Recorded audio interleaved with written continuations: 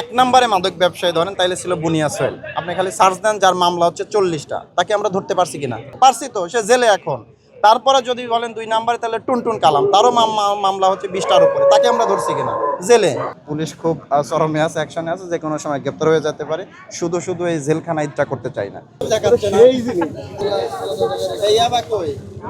300 টাকা প্লাস।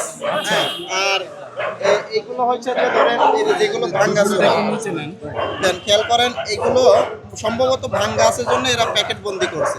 মানে যার হচ্ছে যে খাবেই, মানে নেশা এমন উঠে গেছে, খাবেই কিন্তু পকেটে পয়সা নাই, তাদের জন্য এরা একটা বিশেষ ব্যবস্থা করছে এখানকার মাদক ব্যবসায়ীরা। এই যে দেখেন, এটার নাম কি দিছে ভাই? এ গ্রেড, এটা বি গ্রেড।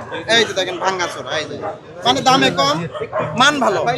মাননীয় প্রধানমন্ত্রী এবং মাননীয় স্বরাষ্ট্রমন্ত্রী কঠিন নির্দেশনা দিয়েছেন যে মাদক, ছিনতাই, চাঁদাবাজি, সে যেই করুক, তার যে কোনো ব্যানার থাকুক, ট্যাগ থাকুক, এইগুলোর বিচার বিবেচনা না করে অপরাধ করলেই তাকে ধরতে হবে এবং ব্যাপকভাবে পুলিশের টহল অভিযান এগুলো করতে হবে। তো আমরা আজকে 11টা থেকে আমরা যে অভিযান পরিচালনা করছি, তার পরিপ্রেক্ষিতে আপনাদের সাথে নিয়ে তো অভিযান করলাম, একদম লাইভ অভিযান।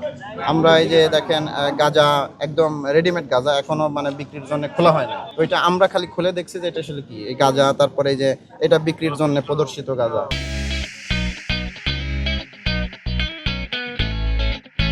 পাশাপাশি আমরা ওই যে একজনকে সার্চ করার সময় যে আমরা ইয়াবা পেয়েছি। ইয়াবা, এটা ধরেন যে এ গ্রেডের ইয়াবা আছে আর এটা বি গ্রেডের ইয়াবা আছে। তো আজকে হচ্ছে এই পর্যন্ত আমরা উদ্ধার করেছি। আর আমাদের সন্ধ্যা থেকে এখন পর্যন্ত আমরা 24 জনকে আমরা আমাদের হেফাজতে নিয়েছি। গতকালকে আমাদের র্যাব গ্যারেজ সোহেলকে ধরছে। এটা ধরার পরে যাদের আমরা টার্গেট করেছিলাম, এরা আমরা যতদূর খোঁজখবর পাচ্ছি এলাকা ছেড়ে চলে গেছে। এবং এরা যে আমাদের যে সোর্সের সাথে কথাবার্তা বলেছে, তারা বলেছে যে হচ্ছে যে এখন আর এলাকায় ঢোকা যাবে না। পুলিশ খুব চরমে আছে, অ্যাকশনে আছে, যে কোনো সময় গ্রেপ্তার হয়ে যেতে পারে। শুধু শুধু এই জেলখানা ইচ্ছা করতে চাই না। এই জন্য এরা এলাকা থেকে এখন মোটামুটি অনেক দূরে দূরে চলে গেছে।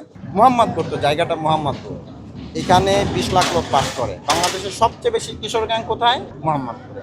বাংলাদেশের সবচেয়ে বেশি মাদকের আখড়া কোথায়? মোহাম্মদপুরে। এইখানে সবচেয়ে বেশি মাফিয়া, তারপরে আপনার সন্ত্রাস, ভাড়াটে সন্ত্রাসী, অপরাধী, খুনি, মাদক ব্যবসায়ী, এরপরে আপনার চাঁদাবাজি। যদি এই কথাটা আসে, সবার আগে কোন এলাকার নাম মনে আসে? বলেন, কোন এলাকার নাম মনে আসে? মোহাম্মদপুর।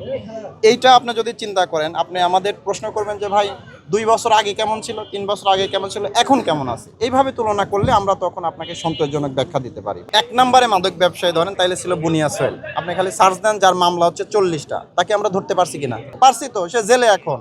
তারপরে যদি বলেন 2 নম্বরে, তাহলে টুনটুন কালাম, তারও মামলা হচ্ছে 20টার উপরে। তাকে আমরা ধরছি কিনা? জেলে।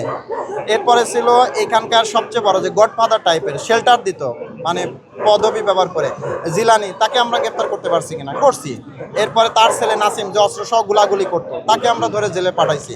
এছাড়া আরও যারা ছোটোখাটো আলোচিত অপরাধী ছিল, সবাইকে ধরা হয়েছে। হ্যাঁ, 2-4 জন গডফাদার টাইপের মাদক ব্যবসায়ী এখনও বাইরে আছে, কিন্তু এরা এলাকায় নাই, মানে মোহাম্মদপুর আদাবরে নাই। এটা আপনাকে নিশ্চয়তা দিয়ে বলতে পারি, নাই। এটা আমাদের বারবার অভিযানের ফলে এবং এদের চেয়েও বড় বড় গডফাদার আমাদের হাতে ধরার ফলে এরা এলাকা ত্যাগ করছে। এরা যখন আবার এলাকায় ঢুকবে, আমরা ইনশাল্লাহ ধরে ফেলবো। এছাড়া আমরা আমাদের যে মানে আরও বেশি স্পেশালাইজড টিম, যারা এরকম সেন্সিটিভ বড় বড় অপরাধী ধরতে অভ্যস্ত, ডিবি, র্যাব, তাদের আমরা অনুরোধ করেছি যাতে তারাও তাদের বিশেষ গুরুত্ব দিয়ে ধরে। ফলে আমাদের কিন্তু আন্তরিকতা এবং পরিশ্রম এর কোনো বা কৌশলের কোনো ঘাটতি নেই। আমরা আমাদের সর্বোচ্চ পরিশ্রম করতেছি, ফলে আমরা সফল হচ্ছি।